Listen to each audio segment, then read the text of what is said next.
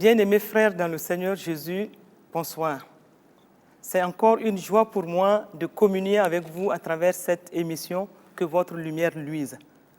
Et comme j'aime à le dire, en tant qu'enfant de Dieu, votre lumière doit absolument luire. Et c'est pourquoi la semaine dernière, je vous disais que Dieu vous aime. Et comme Dieu vous aime, vous devez vous laisser convaincre par cet amour de Dieu et vous laisser imbiber par cet amour de Dieu et faire confiance en Dieu dans l'amour qu'il manifeste chaque jour pour vous. Et aujourd'hui, nous allons poursuivre avec cet autre titre, L'amour, la voie par excellence. Parce que je le disais la dernière fois, que quand nous nous laissons convaincre par l'amour de Dieu, quand nous nous laissons imbiber par l'amour de Dieu, quand nous laissons cet amour nous remplir, nous devons être en mesure d'aimer aussi les autres. Et c'est pourquoi le Seigneur lui-même nous demande de nous aimer les uns les autres comme lui, il nous a aimés. Et nous devons comprendre que l'amour est la qualité la plus grande et la plus élevée du caractère de Dieu. Et c'est pourquoi Jésus-Christ, avant d'aller à la croix, dans Jean 17, verset 26, il a eu à crier à Dieu. Au moment où il faisait le bilan de son ministère, au moment où il se souciait encore de la vie de ses disciples après son départ, il a crié à Dieu. Dans Jean 17, verset 26, il a demandé à Dieu ceci, il a demandé que l'amour dont le Père l'a aimé soit en ses disciples, donc en nous aujourd'hui, et que lui-même, il soit en nous. Et nous avons dit la dernière fois que, et dans Romains 5, verset 5, Paul est venu dire aux Romains que cette prière de Jésus a été parfaitement répondue, car dans Romains 5, verset 5, il est dit « L'espérance ne trompe point, car l'amour a été répandu dans nos cœurs par le Saint-Esprit. » Et si l'amour a été répandu dans nos cœurs par le Saint-Esprit, le même Esprit Saint qui a fait de notre corps son temple, il nous est dit dans Galates 5, verset 22, que cet amour, que le fruit de l'Esprit, c'est l'amour, la joie, la paix, la patience, la bonté, la bénignité, la douceur et la tempérance. Ce qui veut dire que dès que nous naissons de nouveau, nous recevons cet amour de Dieu en nous. Et comme nous l'avions dit, Dieu nous aime. Et si nous avons en plus l'amour de Dieu en nous, nous devons être capables d'aimer ceux qui sont autour de nous, d'aimer ceux qui sont aimables et même d'aimer ceux qui ne sont pas aimables pour nous. Et comprenez que l'amour tient beaucoup au cœur de Dieu. Et c'est pourquoi Jésus en a fait le commandement, le plus grand commandement. Rappelons-nous que dans Matthieu 22, verset 36, les pharisiens ont approché Jésus pour l'éprouver à travers cette question, quel est le plus grand commandement de la loi? Et il nous est dit dans ce même passage que Jésus leur a répondu en ces termes, « Tu aimeras le Seigneur ton Dieu de tout ton cœur, de toute ton âme et de toute ta pensée. » C'est le premier et le plus grand commandement. Et le deuxième, qui lui est semblable, est ceci, « Tu aimeras ton prochain comme toi-même. » Jésus a résumé donc toute la loi en une seule règle d'or appelée la loi de Christ dans Galates 6, verset 2. L'amour de Dieu pour nous est suffisant pour nous pousser à aimer tous ceux qui sont autour de nous. Et c'est pourquoi dans 1 Jean 4 plutôt, verset 8, il est dit que celui qui n'aime pas plutôt, n'a pas connu Dieu, car Dieu est amour. Cela est très clair pour nous. Et il nous est dit, encore dans 1 Jean 4, verset 12, que personne n'a jamais vu Dieu. Et ce qui est vrai. Et si nous nous aimons les uns les autres, Dieu demeure en nous et son amour est parfait en nous. Et plus loin, dans 1 Jean 4, verset 20, il nous est dit que si quelqu'un dit « J'aime Dieu » et qu'il haïsse son frère, la parole de Dieu nous dit que c'est un menteur. Car celui qui n'aime pas son frère qu'il voit, comment peut-il aimer Dieu qu'il ne voit pas? Ceci est une vérité. Si nous n'aimons pas ceux qui sont autour de nous, si nous n'aimons pas nos frères et nos sœurs qui sont autour de nous, comment pouvons-nous dire que nous aimons Dieu que nous ne voyons pas? Et rappelons-nous aussi que dans 1 Jean 3, verset 14, il nous est clairement dit que la première marque de la nouvelle création, c'est-à-dire que quand tu dis que tu es passé par la repentance et tu as reconnu Jésus-Christ comme ton Seigneur et ton Sauveur, le premier signe, c'est que tu aimes les frères. Et c'est pourquoi, dans ce passage, il nous est dit, nous savons que nous sommes passés de la mort à la vie parce que nous aimons les frères. Celui qui n'aime pas demeure dans la mort. Celui qui n'aime pas demeure dans la mort. Ce qui veut dire que si dans ton cœur, tu n'aimes pas un frère ou tu n'aimes pas une sœur, Dieu te regarde comme celui qui est toujours mort, comme celui qui demeure dans la mort. Et c'est pourquoi, dans 1 Jean 3, verset 15, il est encore dit « Quiconque hait son frère est un meurtrier ». Donc, quand tu n'aimes pas un frère ou une sœur ou un membre de ta famille, la parole de Dieu te traite de meurtrier. Et cette même parole précise que nous savons tous qu'aucun meurtrier n'a la vie éternelle demeurant en lui. Et si tu n'as pas la vie éternelle demeurant en toi, ce qui veut dire que ton lendemain dans les cieux n'est pas, dans l'au-delà n'est pas assuré. Et c'est pourquoi, si nous connaissons l'amour, nous devons aimer ceux qui sont autour de nous. Et voyez-vous, Jésus en a fait une nouvelle loi de la famille de Dieu. Et c'est pourquoi il nous a dit, dans Jean 13, versets 34 à 35, « Aimez-vous les uns les autres comme je vous ai aimés. Et à ceci, tous connaîtront que vous êtes mes disciples. » Parce que Jésus a dit ceci, parce qu'il voyait ses disciples vivre souvent dans des difficultés relationnelles.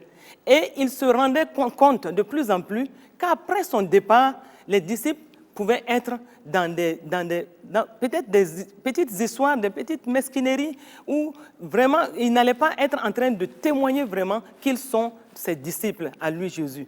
Et c'est pourquoi Jésus a bien précisé que c'est la nouvelle loi de la famille de Dieu. Aimons-nous les uns les autres comme lui, il nous a aimés. Mais voyons ce que Paul va dire par la suite aux Romains. Paul précise aux Romains comment nous devons nous aimer les uns les autres. Et c'est pourquoi, dans Romains 12, à partir du verset 9, Paul explique aux Romains comment aimer, puisqu'il s'agit ici de l'amour agapao. Il s'agit ici de l'amour qui coule du cœur de Dieu. Et il ne s'agit pas de l'amour humain, de l'amour charnel. Il s'agit d'un amour pur, d'un amour sans tache, d'un amour sans hypocrisie, d'un amour qui ne juge point, qui ne condamne point.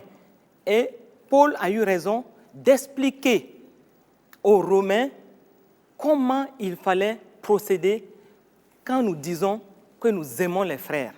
Et dans Romains 12, verset 9, il dit, et je le lis dans la version Louis II, que l'amour soit sans hypocrisie.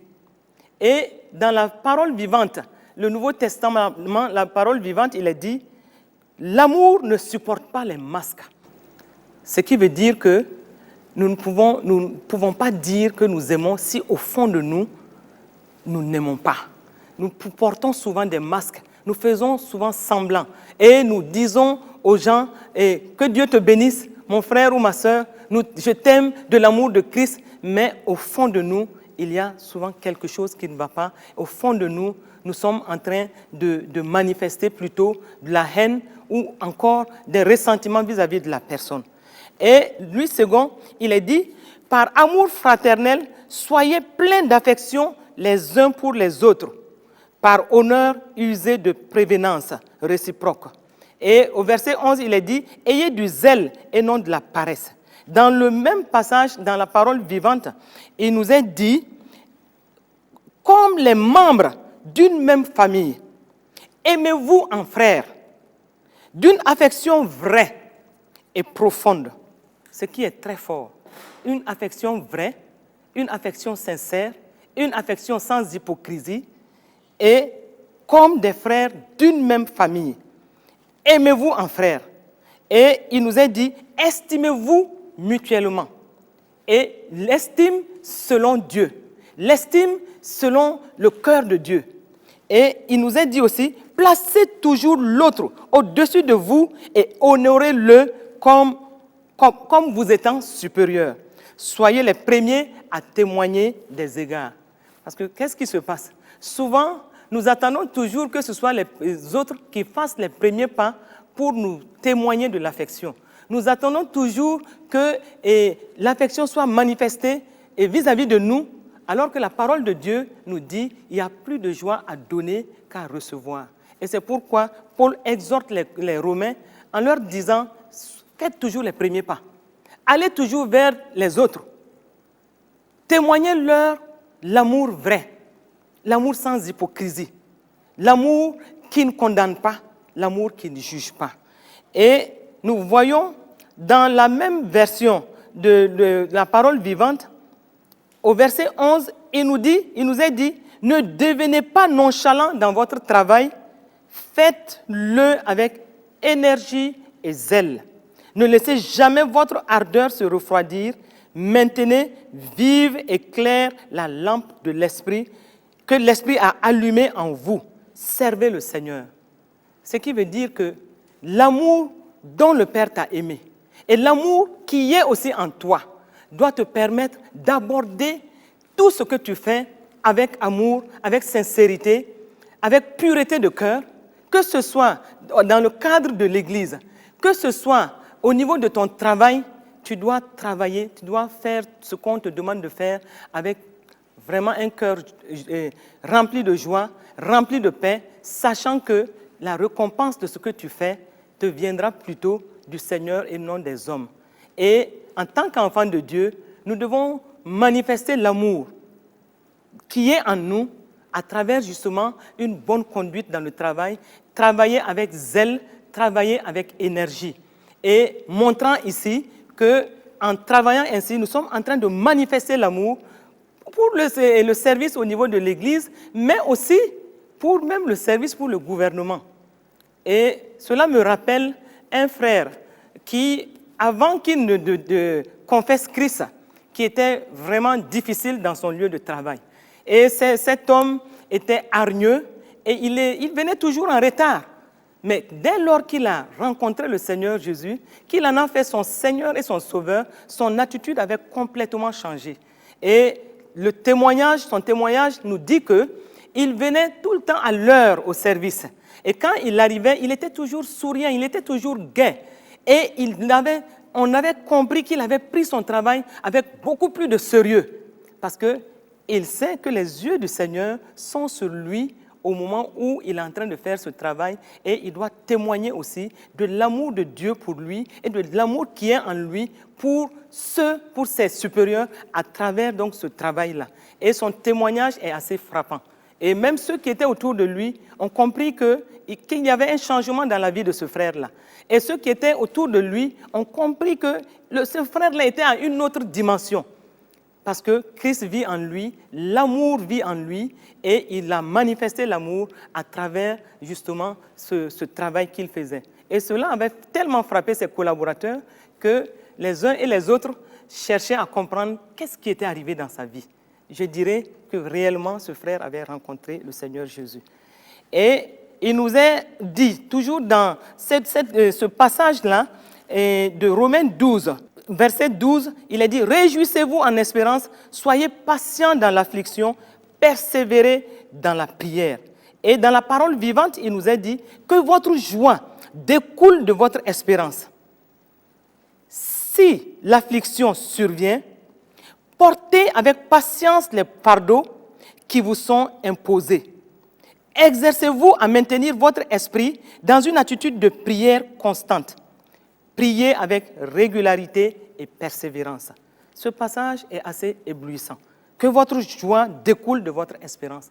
Votre joie va découler de votre espérance parce que justement vous croyez en l'amour de Dieu pour vous. Votre joie va découler de votre espérance parce que dans votre cœur, vous avez décidé d'aimer les autres et de les aimer sans hypocrisie et de façon sincère. Et en cela, il nous est dit, si l'épreuve ou si l'affliction survient dans votre vie, portez avec patience les fardeaux qui vous sont imposées.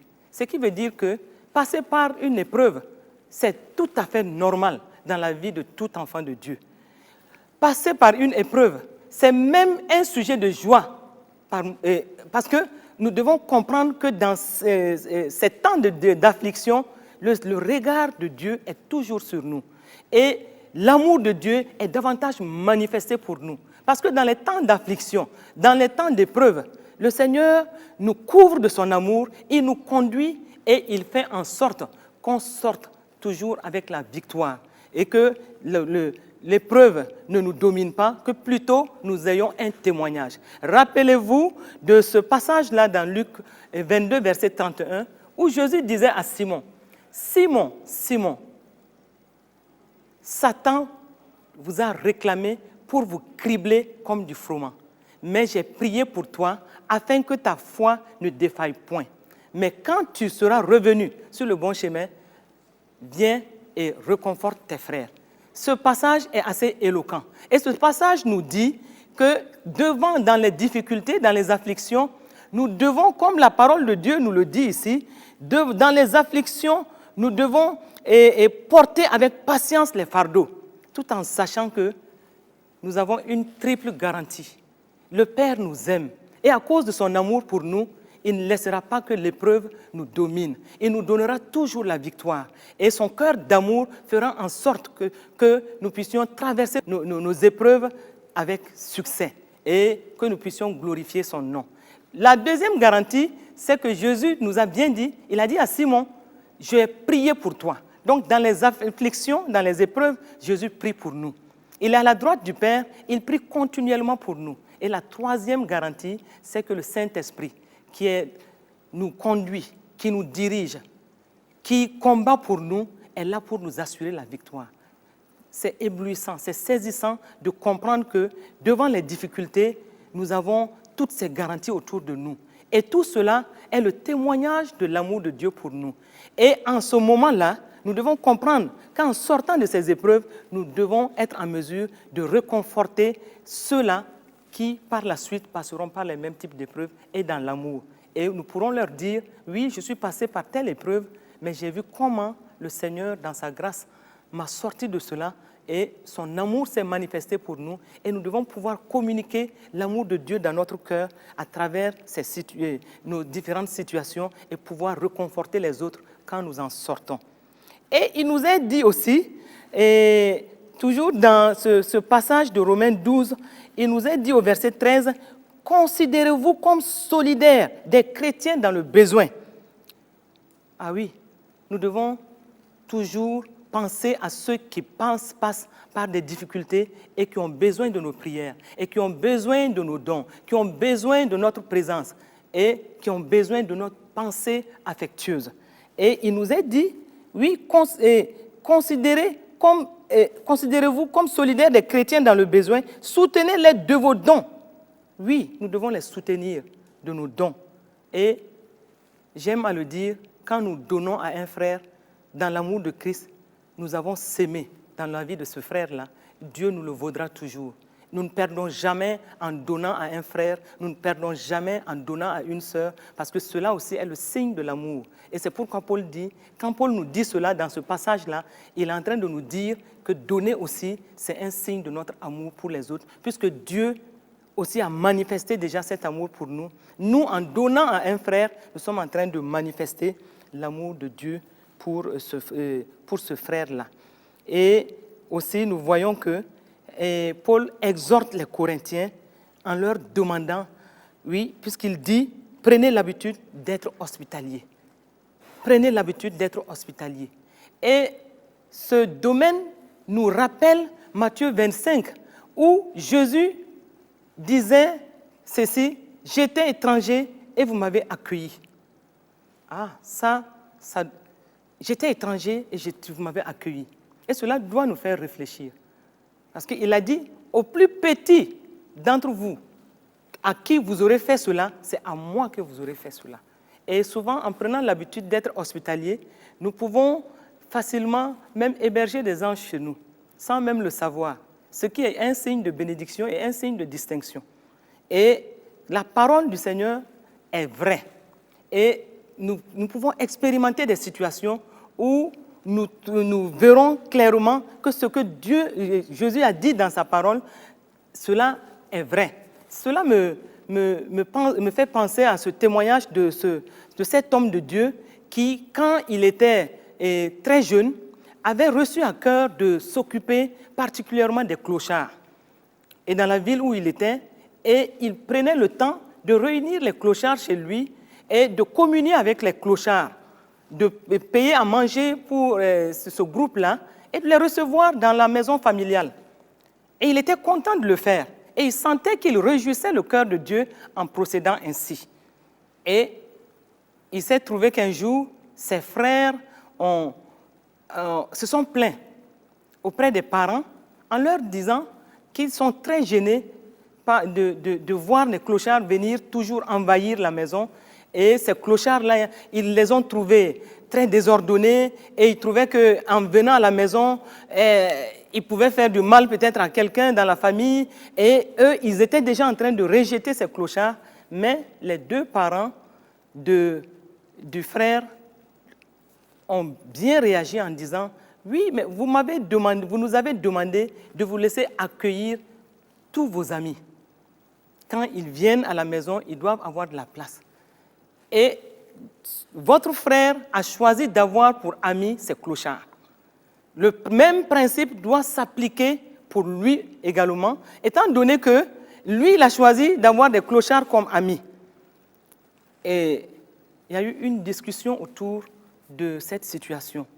Et les clochards ont continué à venir. Et un autre jour, le problème a été posé. Les frères de cet homme de Dieu étaient très mécontents. Et ils ont dit carrément qu'ils ne voulaient plus que les clochards viennent à la maison. Mais les parents ont insisté pour dire que la porte était ouverte pour tous leurs amis, y compris les clochards qui venaient rendre visite à leur fils. Et imaginez ce qui a pu se passer par la suite. Parce qu'il y avait cette discussion dans la famille, et une partie de la famille avait rejeté les clochards, sans que cet homme de Dieu ne dise aux clochards ce qui se passait. Les clochards ont arrêté subitement de venir à la maison. Et les parents se sont demandé ce qui se passait. Et quand ils ont posé la question à l'homme de Dieu, qui était jeune à l'époque, celui-ci a précisé qu'il n'a jamais dit aux clochards ce qui s'était passé, les discussions qu'il y avait autour de leur présence à la maison. Et c'était la fin ainsi de la visite des clochards dans cette famille. Qu'est-ce qui s'est passé? Là, nous devons réfléchir. Les clochards, comme Jésus l'a dit, si vous êtes hospitalier, vous allez même héberger des anges sans le savoir. On ne sait pas qui étaient ces clochards-là, mais parce qu'il y a eu cette discussion autour d'eux et une partie de la famille qui les rejetait, tout d'un coup, ces clochards ont choisi de ne plus venir, même sans savoir ce qui s'était réellement passé. Ça doit nous amener vraiment à réfléchir et à considérer l'exhortation de Paul aux Romains quand il leur dit « Prenez l'habitude d'être hospitaliers. Exercez vos devoirs d'hôtes avec empressement et bonne grâce. » Et la suite de ce passage nous dit, dans la version parole vivante, au verset 14, il est dit « S'il y a des gens qui vous rendent la vie impossible, gardez-vous de proférer des malédictions contre eux. » Au moment où des gens choisissent de vous rendre la vie impossible, notre tendance est de les mépriser ou même de les maudire. Et souvent, sans même nous rendre compte, nous commençons à les critiquer ou encore à répondre à leur mal par le mal. Mais Paul exhorte les Romains, il leur dit « Gardez-vous de proférer des malédictions contre eux. Plutôt, demandez à Dieu de les bénir. » Donc, ici, Paul nous exhorte à bénir ceux qui nous rendent la vie impossible. Et ceux qui vous rendent la vie impossible, ils sont nombreux. Ils peuvent même être logés même dans ta propre maison. Et ils vont vous rendre la vie impossible. Mais Dieu te demande de les bénir. Et comme pour dire que ta propre bénédiction humaine là sera faible, Paul exhorte les Romains à demander à Dieu de les bénir. Et ces gens-là, vous les rencontrerez un peu partout. Dans votre lieu de travail, vous rencontrerez des gens qui vont être là comme mandatés uniquement pour vous rendre la vie impossible. Mais gardez-vous, il est bien dit, gardez-vous de les maudire. Bénissez-les plutôt et demandez à Dieu de les bénir. Et le verset 16 nous dit que vos sentiments vous rapprochent les uns les autres. Ah oui, nos sentiments qui doivent être purs, nos sentiments qui doivent être sans tache, des sentiments vrais, sans hypocrisie, sans masque. Paul exhorte les Romains, et cette exhortation est pour nous aussi aujourd'hui, d'être proches les uns les autres et d'avoir des sentiments qui nous rapprochent les uns des autres. Et il nous exhorte aussi à vivre en bonne harmonie. En bonne harmonie, non seulement à l'Église, en bonne harmonie, parce que Jésus même nous a dit « Aimez-vous les uns les autres, comme je vous ai aimés, car à ceci, tous reconnaîtront que vous êtes mes disciples. » Mais en bonne harmonie aussi, dans la famille, entre parents et enfants, entre époux, Paul exhorte chacun à faire de son mieux pour que nous puissions vivre en bonne harmonie. Et nous connaissons des témoignages de certains parents qui avaient des relations tellement difficiles qu'ils ont terminé presque mal. Et cela me rappelle, et je l'ai par moments donné en témoignage, de ce père de famille qui ne vivait pas en bonne harmonie avec les membres de sa famille et qui était à la limite méchant, qui ne voulait pas que sa femme touche même à un de ses biens, qui ne voulait pas que ses enfants montent même dans sa voiture. Et même quand il devait aller dans un même lieu, il prenait sa voiture, il y allait tout seul et les membres de sa famille le rejoignaient à pied. Comment on peut imaginer une telle méchanceté? Moi, je n'appelle pas cela harmonie dans une famille. Et voilà qu'il était devenu le lion de sa famille. Et c'était difficile. Les enfants se cachaient quand il arrivait à la maison et la femme ne le reconnaissait même plus. Et voici une famille qui était totalement en désunion et une famille qui ne vivait pas en harmonie. Mais il s'est passé qu'un jour, cet homme a piqué une crise cardiaque et le temps de savoir, cet homme est mort. Et quand il est mort, imaginez que c'était plutôt une joie que les membres de sa famille exprimaient parce qu'il était le membre le plus difficile qui rompait l'harmonie familiale. Un père de famille qui meurt et sa femme et ses enfants, à la limite, se réjouissent de son départ. Comment pouvez-vous imaginer? Voyez-vous jusqu'où cela peut amener une famille? Et la désunion, le manque d'harmonie dans une famille, c'est terrible. Et quand le corps de cet homme a été préparé et mis dans le cercueil, les enfants ont exigé que ceux qui entouraient ce corps leur donnent l'opportunité de mettre la clé de la voiture de cet homme dans le cercueil en lui disant « Papa, tu as oublié les clés de ta voiture. Va au ciel avec cela, parce que nous n'en voulons pas. » Imaginez jusqu'à quel point ça peut être dur, difficile pour une famille qui n'a pas d'harmonie. Le manque d'harmonie dans les services. Nous connaissons des situations terribles où le manque d'harmonie fait que dans les services n'arrivent pas à atteindre leurs objectifs. Simplement parce qu'il n'y a pas d'harmonie. Chacun travaille de son côté. Et Paul exhorte les Romains ici en leur disant « Vivez ensemble en bonne harmonie. » En bonne harmonie. Et si nous continuons, nous allons plus loin dans ce même passage et dans la version, la parole vivante, il nous est dit, oui, ne frayez pas seulement avec les gens importants, complaisez-vous dans la compagnie des humbles. Ce qui veut dire que ne faites pas de choix, c'est-à-dire n'opérez pas de choix pour entretenir de bonnes relations avec des gens. Et nous connaissons souvent des gens qui préfèrent toujours aller avec des gens qui sont dans des positions élevées. Et Paul dit non, nous devons être bien avec tout le monde. Et comme il nous le dit, méfiez-vous de l'orgueil et de l'ambition. Ça, c'est une exhortation. Et de Paul pour les Romains, et cette exhortation est valable encore aujourd'hui pour nous. l'orgueil précède la chute. Et l'humilité est un signe d'amour aussi pour ceux qui nous entourent. Et nous devons comprendre que quand nous sommes dans l'humilité, nous poussons les autres à reconnaître même de la valeur en nous, dans ce que nous faisons, et à reconnaître l'amour de Dieu qui passe au travers de nous pour les atteindre. Ne vous surestimez pas, ne soyez pas de ceux qui savent tout mieux que les autres. Ceci est important. Nous ne connaissons jamais plus que tout le monde, plus que les autres. Il y a des gens qui sont on les appelle des gens qui connaissent tout. À tous les niveaux, ce sont eux qui connaissent tout et qui expliquent toujours tout. La parole de Dieu nous exhorte à être ensemble avec les autres, mais aussi à ne pas montrer que nous connaissons toujours plus que les autres. Je vais insister sur le verset 17 de ce même passage de Romains 12 là, qui nous dit « Ne rendez à personne le mal pour le mal ». Cette tendance est souvent très forte. Quand on nous fait le mal, on a tendance à répondre par le mal. On a tendance à exercer la vengeance.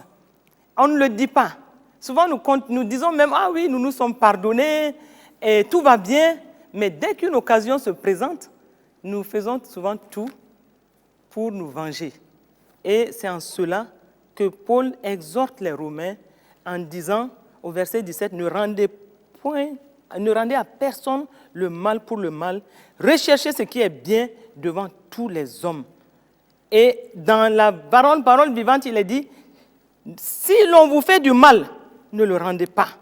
Cherchez au contraire à faire du bien à tous, quel que soit l'autre. » C'est-à-dire que ce soit quelqu'un qui vous exprime de l'amour, que ce soit une personne qui vous montre à chaque coup qu'il vous aime, il veut faire de bonnes choses pour vous, ou que ce soit aussi une personne qui n'est pas du tout aimable, ou qui vous rend la vie impossible, la vie difficile, Paul nous dit, quel que soit l'autre, trouvez ce qui serait bon pour lui. Donc au moment où une personne peut même t'agresser avec le mal, regarde bien dans sa situation, qu'est-ce qui peut être bien pour lui, et vas-y avec ce bien-là, tu vas le confondre par l'amour. Et personne n'est insensible à cela, mais faisons-le sans hypocrisie. Faisons-le tout en sachant que dans notre cœur, nous sommes réellement en train de le bénir. Nous ne sommes pas en train de le maudire, nous sommes en train de le bénir sincèrement, et c'est en cela que Dieu nous bénit aussi en retour. Et toujours dans le verset 17, il est dit « Ayez le souci de mener une vie honorable aux yeux de tout le monde, que votre comportement soit au-dessus de toute critique. » Ça, c'est un signe d'amour aussi. Non seulement pour Dieu, parce que nous témoignons de l'amour de Dieu, et nous montrons aux autres que nous sommes de ce Dieu-là, mais il nous dit « Ayez le souci de mener une vie honorable et que votre comportement soit au-dessus de toute critique, autant que possible. » Et cela nous défie, cela nous interpelle. Chacun de nous doit examiner sa vie pour voir est-ce que je suis en train d'avoir un comportement qui est au-dessus de toute critique. Et ne nous précipitons pas pour nous justifier devant les situations.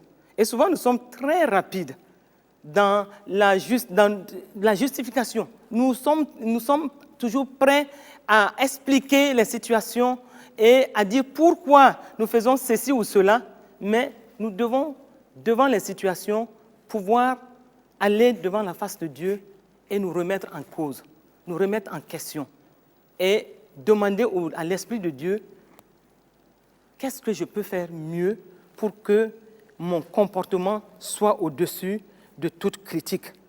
Et même si cela paraît difficile, nous aurons la grâce par le Saint-Esprit de nous comporter de façon à ce qu'on ne nous reproche pas grand-chose. Et nous comprenons aussi, comme Paul le dit dans cette même exhortation, « Mes amis, ne vous faites point justice vous-même.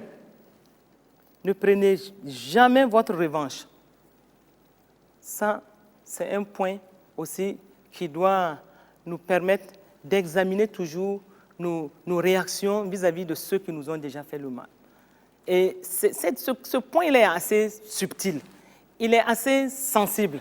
Et devant les situations, nous pouvons nous retrouver tout de suite en train de chercher à nous venger. Comme je l'ai dit tantôt, nous pouvons chercher à nous venger et souvent nous le faisons de la façon la plus subtile. Et nous ne voulons pas affronter Dieu devant les situations pour dire, bon, Seigneur, je reconnais que telle personne m'a vraiment fait du mal, mais j'accepte ta parole et je décide de faire le bien en retour.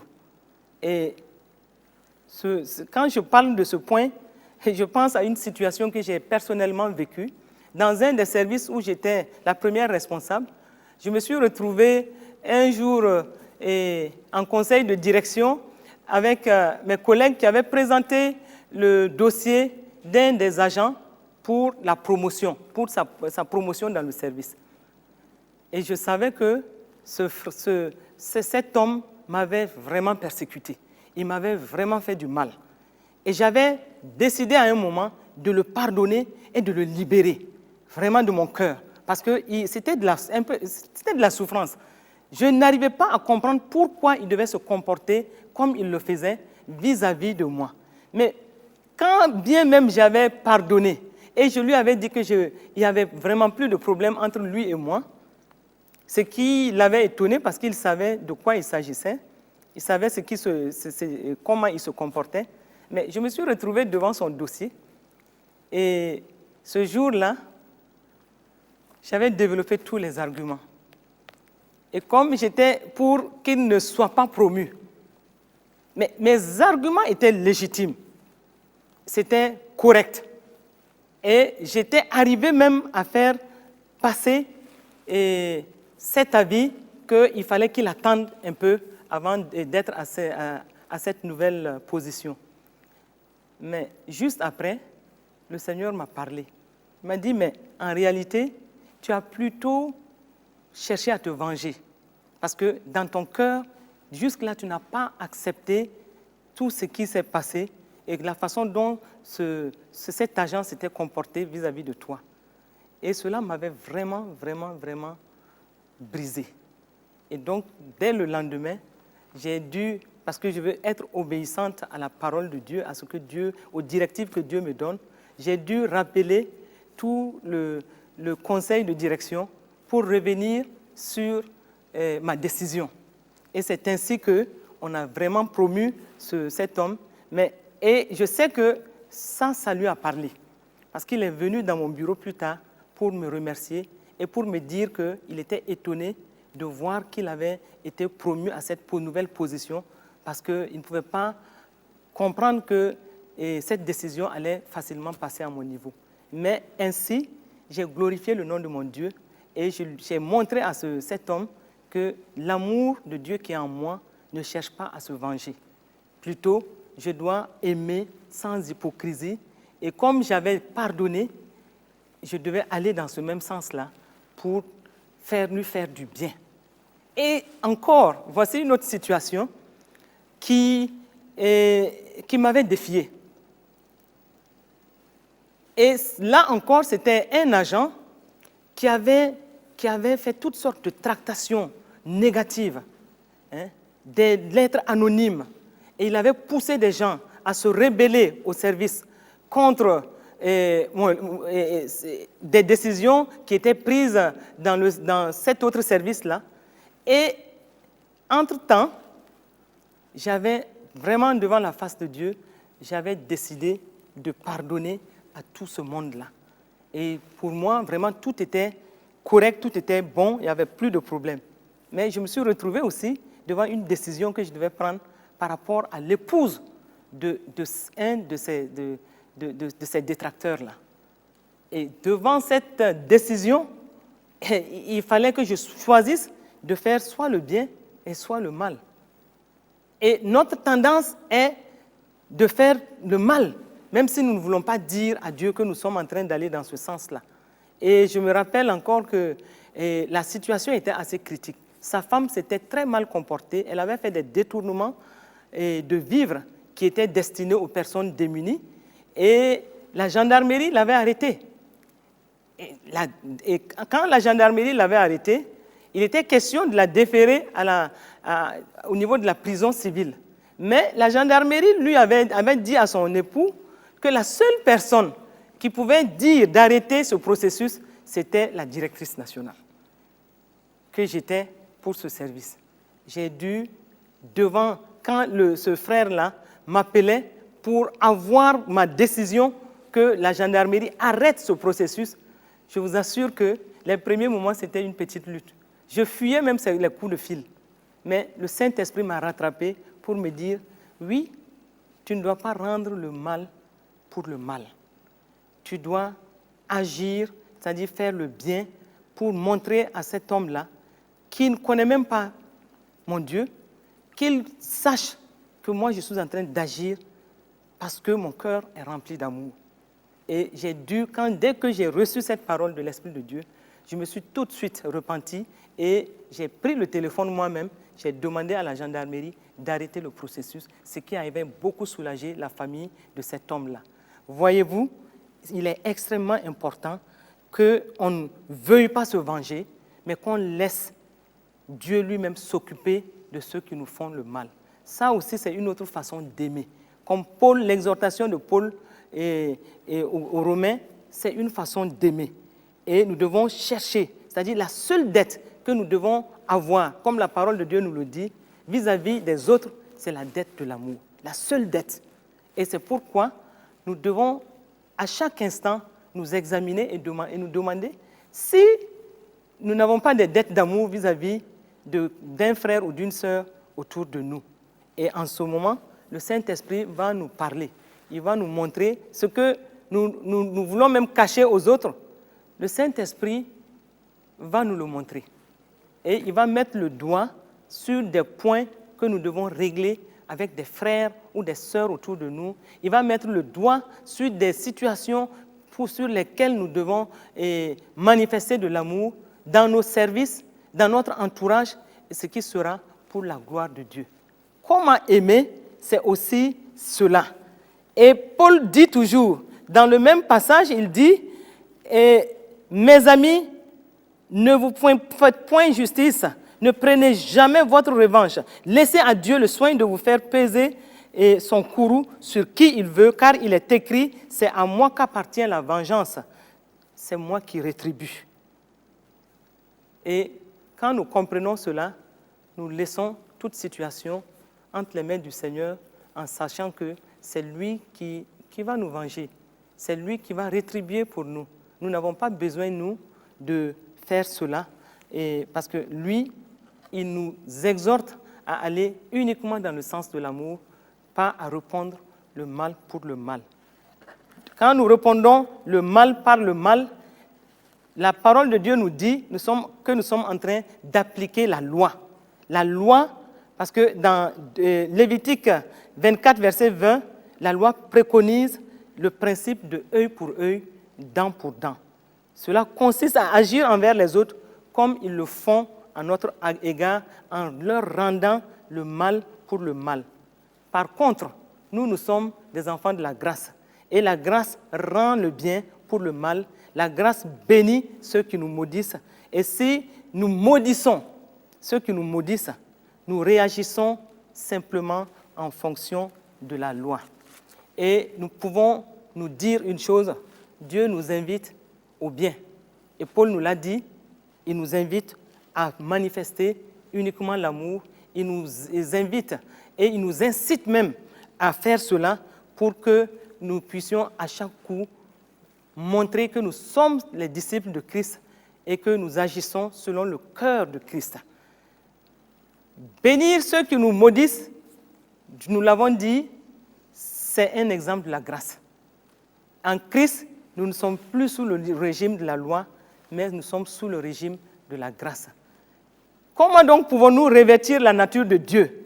Jésus nous dit dans la parole de Dieu, dans Matthieu 5, dans le sermon sur la montagne, Jésus nous dit, aimez même vos ennemis, bénissez ceux qui vous maudissent. Il nous le dit dans le Matthieu 5, verset 40, à partir du verset 44, et il nous dit, faites du bien à ceux qui vous haïssent.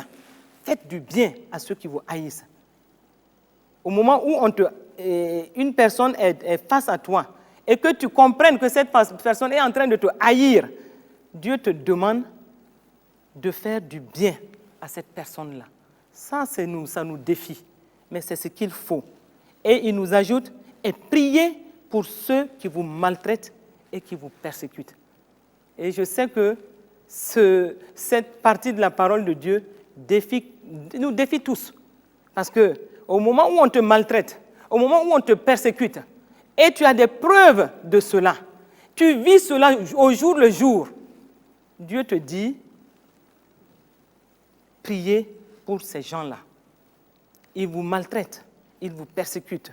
Mais vous, vous êtes le fils de votre Père qui est dans les cieux et qui est un Père de lumière, qui est un Père d'amour et qui veut et qui nous dit que si nous n'aimons pas, nous sommes des meurtriers et nous demeurons encore dans la mort. Et nous ne pouvons pas dire que nous l'aimons lui si nous n'aimons pas les frères. Mais ces frères-là, ils peuvent être des frères, des bons frères, comme des frères qui nous créent des difficultés, qui nous persécutent, qui nous maltraitent. Et il dit, soyez de bons fils de votre Père qui est dans les cieux, car il fait lever son soleil sur les méchants et sur les bons. Et il fait pleuvoir sur les justes et sur les injustes. Et il nous dit dans le même passage de Matthieu 5, il dit, soyez donc parfaits comme votre Père céleste est parfait. Nous devons imiter le cœur de Dieu. Nous devons marcher selon les commandements de notre Père céleste. Et ces commandements, le plus grand de ces commandements, comme il nous l'a dit, c'est de nous aimer les uns les autres. C'est la nouvelle loi de la famille de Dieu. C'est la nouvelle loi qui nous pousse à manifester le caractère de Dieu, le caractère d'amour de Dieu, le caractère sans ambiguïté de Dieu. Et nous devons le faire sans porter de masque. Et les masques, c'est tout ce qui nous empêche de rentrer dans les bénédictions que Dieu a prévues pour nous. Les masques, c'est l'hypocrisie, c'est la jalousie, et qui se transforme qui se manifeste souvent sous des paroles flatteuses. Les masques, ce sont ces paroles flatteuses, mais qui ne sont pas vraies dans le fond. Et ces masques-là, nous devons les briser pour montrer le vrai caractère de Dieu, pour montrer le vrai cœur de Dieu. Nous devons briser ces masques-là. Arrêter de jouer à un jeu qui ne plaît pas à Dieu, parce que nous ne pouvons pas cacher à Dieu notre cœur tortueux.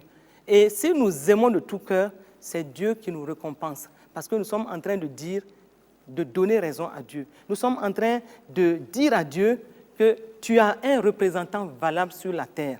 Nous sommes en train de dire à Dieu, comme tu nous as aimés, nous aussi nous aimons ceux qui sont autour de nous, même quand bien même ils ne sont pas toujours parfaits pour nous, ils ne sont pas toujours en train de nous faire du bien, nous voulons les aimer de ton amour. Parce que cet amour-là, c'est un amour qui nous donne la victoire dans les circonstances. C'est un amour qui manifeste la puissance de Dieu. C'est un amour qui manifeste la guérison de Dieu dans les cœurs. La guérison pour ceux qui ont le cœur brisé, mais aussi pour nous.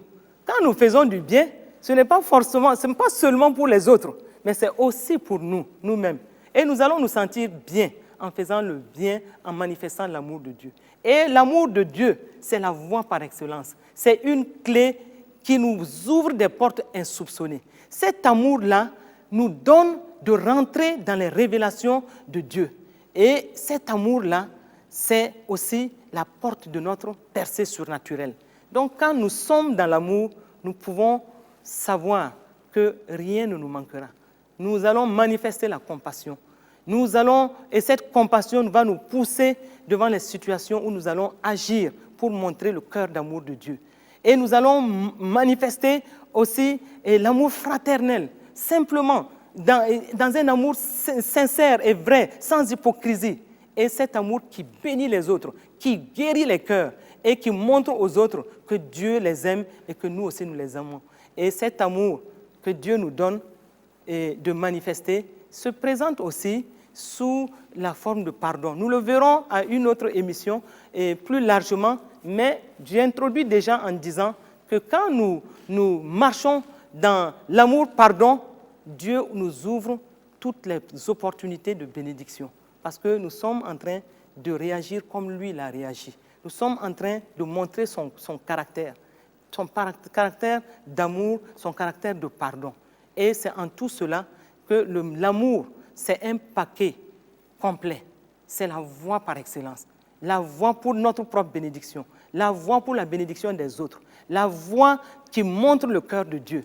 Et l'amour de Dieu pour nous doit nous pousser à faire des choses pour nos frères, pour nos sœurs, pour ceux qui sont aimables, pour ceux qui ne le sont même pas, ceux qui nous maltraitent, ceux qui nous méprisent. Dieu nous dit, par amour pour eux, ne répondons pas par leur mal, à leur mal par le mal. Répondons plutôt par le bien et montrons-leur que nous sommes plutôt des fils de notre Père qui est dans les cieux. Et c'est aussi en cela que notre lumière va continuer à luire. Notre lumière va être plus éclatante parce que c'est la lumière de l'amour qui ne laisse personne insensible. La lumière de l'amour qui apporte la guérison, même dans les corps. Et cette lumière-là doit luire. Et votre lumière va luire et vous allez rentrer dans votre destinée. Votre lumière va luire et le plan de Dieu pour vous va s'accomplir.